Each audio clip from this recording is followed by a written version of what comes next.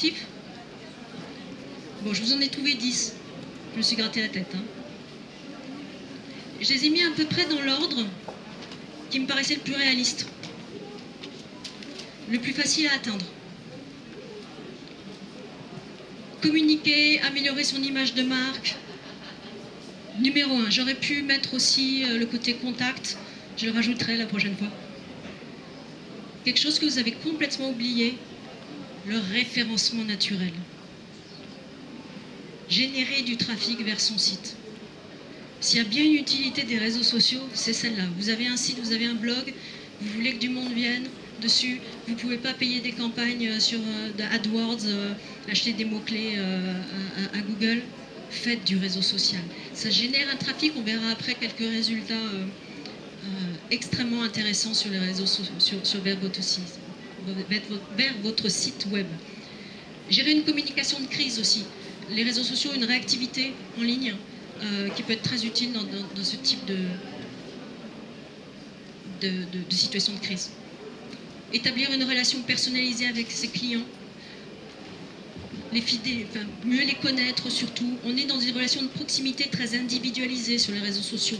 Ne jamais oublier ça, c'est quand vous avez quelqu'un qui commente, vous devez savoir qui il est, vous devez aller googler son nom, vous devez aller voir est-ce qu'il a un blog, est-ce qu'il a un site web. Ça vous permet de mieux connaître aussi votre cible.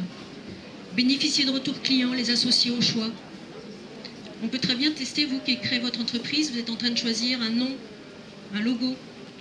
Moi, quand j'ai créé Editoile, je l'ai mis en ligne, j'ai mis les logos sur mon blog, j'avais plusieurs propositions de logos, et j'ai fait, bon c'était totalement non représentatif, parce que Editoile n'était pas encore connu à l'époque, et donc quand on postait des choses, il n'y avait pas une très grande réactivité, mais j'ai fait choisir mon logo par la foule.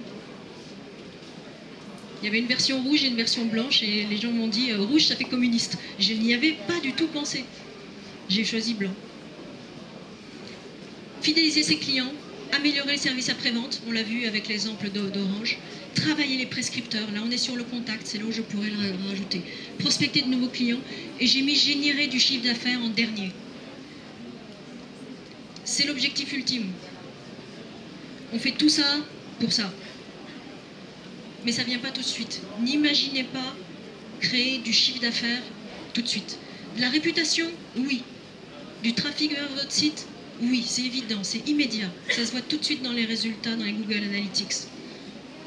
Après, on rentre dans une relation personnalisée et individualisée avec les clients. Il faut que vous soyez crédible, il faut que vous les connaissiez. Ça demande du temps. Il faut qu'ils aient confiance en vous, que vous ayez confiance en eux. Après, dès qu'on rentre dans une relation commerciale, c'est un autre niveau. Il va vous falloir 1 mois, 2 mois, 6 mois, 1 an, avant d'avoir des vrais retours en termes de chiffre d'affaires palpables, visibles, repérables.